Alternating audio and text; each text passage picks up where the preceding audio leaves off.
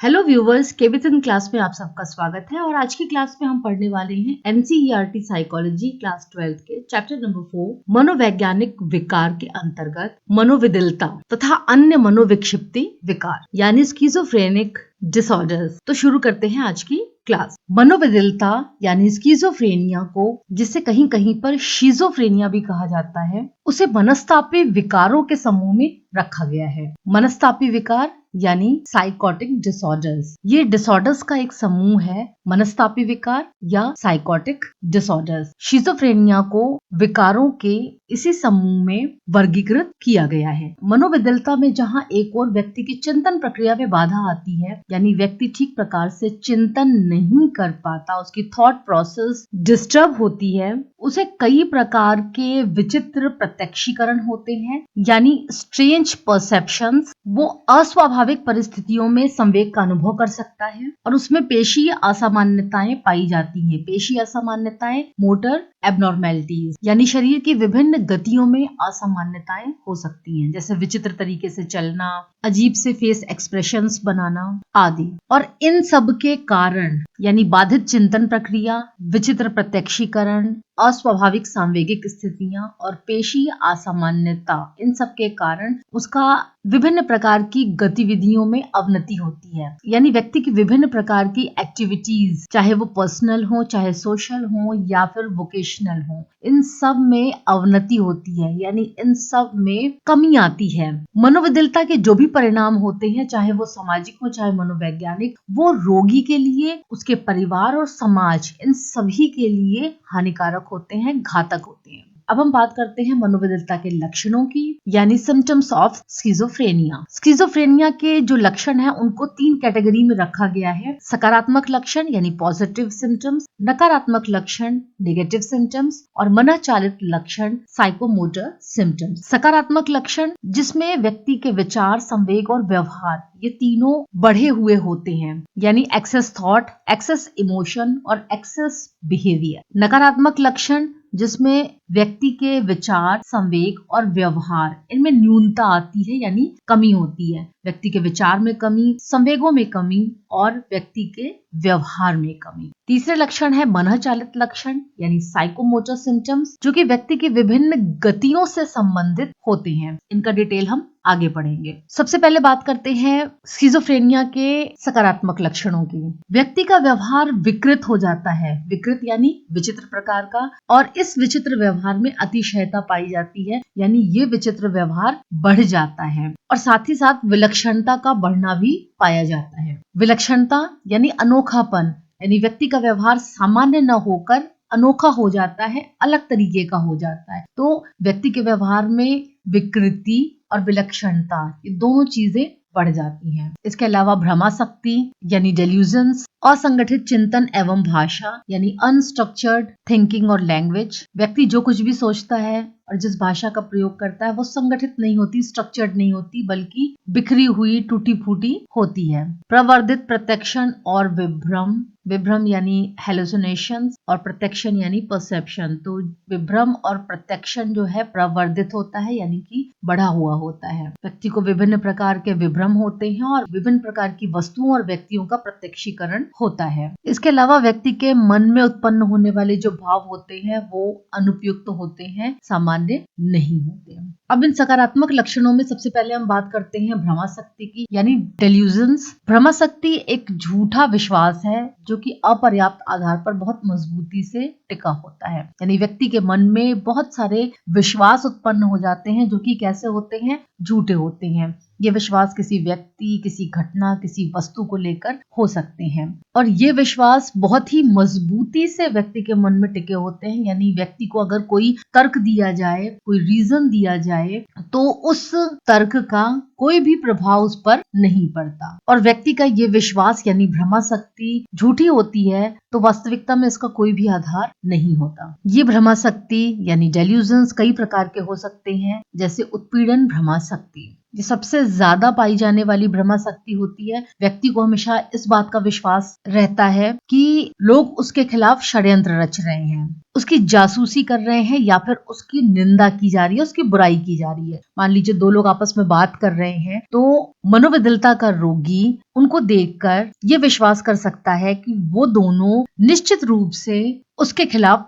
षड्यंत्र रच रहे हैं या फिर उसकी बुराई कर रहे हैं। इसके अलावा उसे ये भी लग सकता है कि लोग उसे धमकी दे रहे हैं या उस पर आक्रमण की तैयारी कर रहे हैं, यानी उस पर हमला करेंगे और जानबूझकर उसका शोषण उत्पीड़न किया जा रहा है। तो ये सारे जो मिथ्या विचार होते हैं उत्पीड़न भ्रमा शक्ति के अंतर्गत आते हैं। भ्रमा शक्ति का एक अन्य प्रकार है संदर्भ भ्रमा शक्ति। संदर्भ भ्रमा शक्ति में व्यक्ति को हमेशा इस बात का विश्वास रहता है कि उसके आसपास जो भी वस्तुएं या घटनाएं हैं वो सभी उसके संदर्भ में घटित हो रही हैं, यानी वो अपने आसपास की वस्तुओं, अपने आसपास की घटनाओं में एक खास मतलब निकालता है। अपने आसपास की वस्तुओं और अपने आसपास की घटनाओं के बारे में एक खास मतलब निकालता है जो कि व्यक्तिगत तौर पर उसे ही रेफरेंस करके कहा जा रहा है। जैसे न्यूज़पेपर में अगर कोई खबर छपी है तो व्यक्ति को ये लगता है कि ये खबर उसके बारे में ही है, या फिर न्यूज चैनल पर कोई न्यूज आ रही है तो व्यक्ति को लगता है कोड वर्ड में उसके बारे में बात की जा रही है, या किसी कार का नंबर देख अंदाज लगा सकता है कि ये कोड वर्ड में उसके बारे में ही कोई बात लिखी गई है।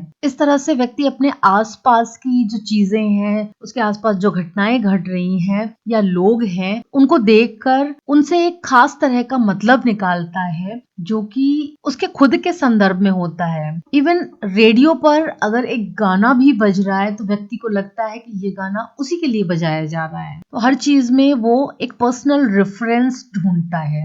अत्यहम मान्यता भ्रमा शक्ति। अत्यहम मान्यता यानी व्यक्ति जो होता है खुद को महान मानता है, यानी महानता से संबंधित एक भ्रमा शक्ति है। इसमें व्यक्ति को ये लगता है कि उसके पास बहुत सारी पावर है। कई बार उसे ये भी लग सकता है कि वो भगवान है या भगवान का अवतार है। तो इस तरीके से वो अपने आप को बहुत पावरफुल या विभिन्न शक्तियों से संपन्न मानता है। नियंत्रण भ्रमा शक्ति, जिसमें व्यक्ति को लगता है कि उसके जो भी विचार हैं, भावनाएं हैं या जो भी वो कार्य कर रहा है वो स्वयं नहीं कर रहा, बल्कि वो दूसरों के द्वारा कंट्रोल की जा रही है। यानी व्यक्ति के जीवन का नियंत्रण किसी दूसरे के हाथ में है। सकारात्मक लक्षणों में हमने भ्रमा शक्ति को पढ़ लिया। अब हम बात करते हैं असंगठित चिंतन और भाषा की। तो मनोविदलता का रोगी जो होता है वो ठीक ढंग से सोच नहीं पाता, यानी उसका सोचना जो है, उसकी जो सोच है, विचार है, वो ठीक ढंग से नहीं होती, यानी वो तर्कपूर्ण ढंग से नहीं सोच पाता, किसी चीज के लिए कोई कारण नहीं बता पाता। इसके अलावा जो उसकी भाषा है वो विचित्र है, तो विचित्र तरीके से व्यक्ति बोलता है। तो व्यक्ति जब ठीक प्रकार से नहीं सोच पाता, तर्कपूर्ण ढंग से नहीं सोच पाता, तो इस विकार को औपचारिक चिंतन विकार कहते हैं, यानी व्यक्ति प्रॉपर ढंग से सोच नहीं पा रहा है। और जब व्यक्ति ठीक ढंग से सोच नहीं पाता और न ठीक ढंग से बोल पाता है तो उसका जो कम्युनिकेशन है, यानी दूसरे लोगों के साथ संप्रेषण या वार्तालाप है, उसको बहुत कठिन बना देता है। क्यों? क्योंकि हम सोचते हैं उसके बाद अपनी बात दूसरों से कहते हैं। तो व्यक्ति ना तो ठीक ढंग से सोच पा रहा है, न ठीक ढंग से बोल पा रहा है, तो वो दूसरे लोगों के साथ अच्छी तरीके से कम्युनिकेट नहीं कर पाता, अपनी बात को दूसरों से नहीं कह पाता। ऐसा व्यक्ति एक टॉपिक से दूसरे टॉपिक पर बहुत जल्दी जल्दी अपने चिंतन को बदलता है, यानी अभी कुछ सोच रहा है, तुरंत ही कुछ और सोचने लगता है, फिर कुछ और सोचने लगता है। तो किसी एक टॉपिक पर वो अच्छे ढंग से नहीं सोच पाता, जिसके कारण उसकी जो चिंतन की संरचना है, यानी स्ट्रक्चर ऑफ थिंकिंग है, वो खराब हो जाता है। मनोविदलता के रोगी के चिंतन में 3 तरह की कठिनाइयां देखने में आती हैं। पहला है विषय अवपतन, यानी व्यक्ति जो है वो विषय के साहचर्य को खो देता है। साहचर्य यानी हम किसी एक टॉपिक पे बात कर रहे हैं तो उससे रिलेटेड ही बातें करते हैं, यानी बातें जो होती हैं वो एक दूसरे से कनेक्टेड होती हैं। एक बात से दूसरी बात निकलना, फिर उससे दूसरी बात निकलना। मनोविदलता का रोगी जो होता है वो विषय के साहचर्य को खो देता है, यानी कभी कुछ बात कर रहा है और फिर उसके बाद वो जो टॉपिक से हटके है वो बात करने लगता है, जिसका संबंध उस विषय से बिल्कुल भी नहीं होता। तो इसको विषय अवपथन कहते हैं, टॉपिक से हटना। इसके अलावा नव शब्द निर्माण, यानी व्यक्ति अपने ही नए नए शब्द बना लेता है जो कि किसी भाषा या व्याकरण में नहीं होते।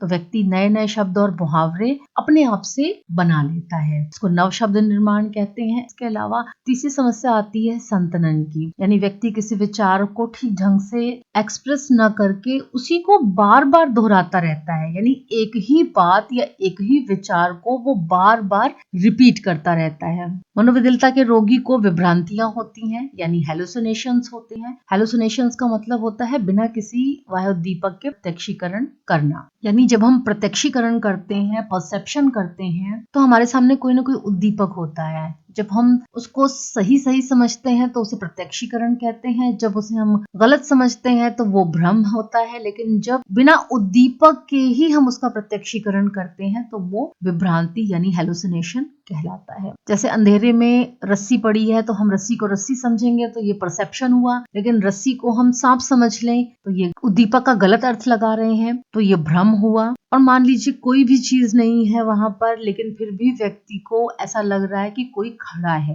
तो बिना उद्दीपक के ही व्यक्ति को प्रत्यक्षीकरण हो रहा है, तो ये जो कंडीशन है ये विभ्रांति या हेलुसिनेशन कहलाती है। मनोविकलता के रोगी को विभिन्न प्रकार की विभ्रांतियां होती हैं जो कि अलग अलग ज्ञानेंद्रियों से संबंधित होती हैं। जैसे श्रवण विभ्रांति जो कि सबसे ज्यादा पाई जाती है, यानी रोगी को बहुत सारी आवाजें सुनाई पड़ती हैं और ये आवाजें जो होती हैं वो रोगी से सीधे बात करती हैं। रोगी को विभिन्न प्रकार के शब्द, मुहावरे और वाक्य में वो बातें सुनाई पड़ती हैं। श्रवण विभ्रांति दो प्रकार की होती है, द्वितीय व्यक्ति विभ्रांति और तृतीय व्यक्ति विभ्रांति। द्वितीय व्यक्ति विभ्रांति में एक दूसरे व्यक्ति की आवाज व्यक्ति को सुनाई देती है जो कि व्यक्ति से बातें कर रहा है, यानी रोगी को एक दूसरे व्यक्ति की आवाज सुनाई दे रही है, ये दूसरा व्यक्ति रोगी से विभिन्न प्रकार की बातें कर रहा है। और तृतीय व्यक्ति विभ्रांति में रोगी को अपने अलावा दो और व्यक्ति की आवाजें सुनाई देती हैं जो कि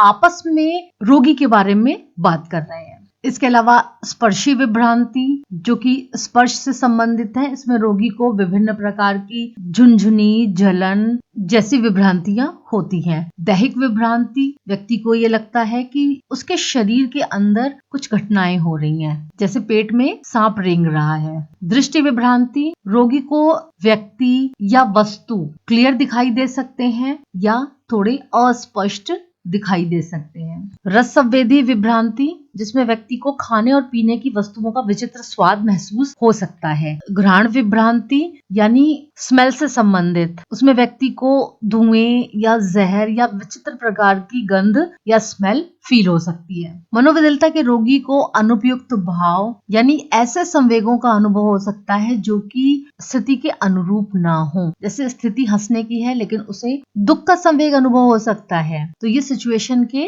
अनुकूल नहीं है। अब बात करते हैं नकारात्मक लक्षणों की। नकारात्मक लक्षण यानी मनोविकलता के रोगी के विचार, संवेग और व्यवहार में बहुत कमी आ जाती है, यानी न्यूनता आ जाती है। इनमें वाक अयोग्यता यानी व्यक्ति को बातचीत करने में दिक्कत आती है, चाहे वो भाषा का प्रयोग हो, चाहे अपने विचारों को व्यक्त करना हो। व्यक्ति इसमें अयोग्यता प्रदर्शित करता है, यानी व्यक्ति प्रॉपर तरीके से अपनी बात दूसरों से नहीं कह पाता। व्यक्ति के जो भाव होते हैं वो या तो विसंगत होते हैं या कुंठित होते हैं। उसमें इच्छा शक्ति की कमी आ जाती है और सामाजिक विनिवर्तन होता है। इन सभी को अब हम एक एक करके डिटेल में समझते हैं। पहले बात करते हैं अलोगिया की। अलोगिया यानी वाक अयोग्यता, जिसमें व्यक्ति के बोलने में कमी पाई जाती है, यानी व्यक्ति बहुत कम बातचीत करता है और जो बातचीत करता भी है उसमें भाषा संबंधी विभिन्न समस्याएं देखने में आती हैं। व्यक्ति के भाव विसंगत और कुंठित होते हैं। विसंगत भाव यानी ब्लंटेड अफेक्ट क्या होते हैं? रोगी दूसरे लोगों की तुलना में कम क्रोध, उदासी, खुशी या अन्य भावनाएं प्रदर्शित करते हैं। यानी विसंगत भाव में, ब्लंटेड अफेक्ट में रोगी अपने भावनाओं को, अपने इमोशंस को बहुत कम मात्रा में एक्सप्रेस करते हैं। वहीं दूसरी ओर कुंठित भाव यानी फ्लैट अफेक्ट की सिचुएशन भी होती है, यानी कुछ रोगी किसी भी प्रकार का संवेग यानी इमोशन प्रदर्शित नहीं करते। तो जब रोगी कम मात्रा में अपने इमोशंस को एक्सप्रेस करता है वो उसे विसंगत भाव या ब्लंटेड अफेक्ट कहते हैं। और जब रोगी किसी भी प्रकार के इमोशंस को एक्सप्रेस नहीं करता यानी भाव शून्य होता है तो उस कंडीशन को कुंठित भाव या फ्लैट अफेक्ट की स्थिति कहा जाता है।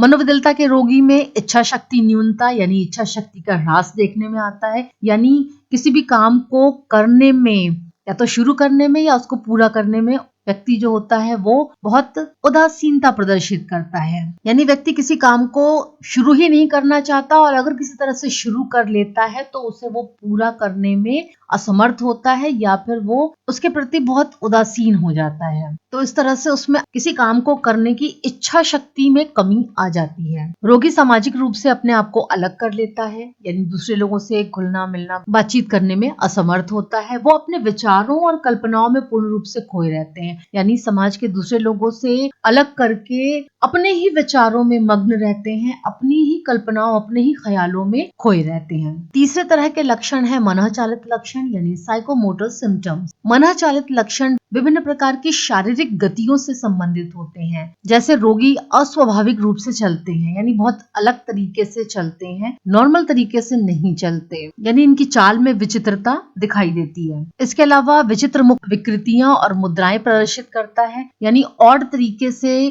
फेसेस बनाता है यानी चेहरे की आकृतियां विचित्र तरीके की बनाता है और विचित्र तरह की मुद्राएं यानी कि पोस्चर्स बनाता है। और जब व्यक्ति के विभिन्न प्रकार की चलने फिरने संबंधी गतियां या फिर मुखाकृति या मुद्रा जो विचित्र प्रकार की है जब ये अपनी चरम सीमा पर पहुंच जाती है तो इसे कैटेटोनिया कहते हैं। कैटेटोनिया 3 प्रकार की है। कैटेटोनिक जडिमा यानी कैटेटोनिक स्टोपर जिसमें लंबे समय तक रोगी गतिहीन और चुप रहता है यानी हिलता डुलता नहीं है और शांत रहता है। कैटेटोनिक दृढ़ता जिसमें घंटों तक एक ही मुद्रा में व्यक्ति रहता है। और कैटेटोनिक संस्थिति जिसमें व्यक्ति उठपटांग मुद्राओं में लंबे समय तक बैठा या खड़ा रहता है। मान लीजिए दोनों हाथ ऊपर, एक पैर हवा में और आसमान को घूरता हुआ, ये एक मुद्रा है। या फिर बैठा हुआ है, दोनों पैर ऊपर किए हुए हैं और दोनों हाथ भी ऊपर किए हुए हैं और सामने की तरफ देख रहा है। तो इस तरह की जो विचित्र मुद्राएं हैं इनमें रोगी घंटों तक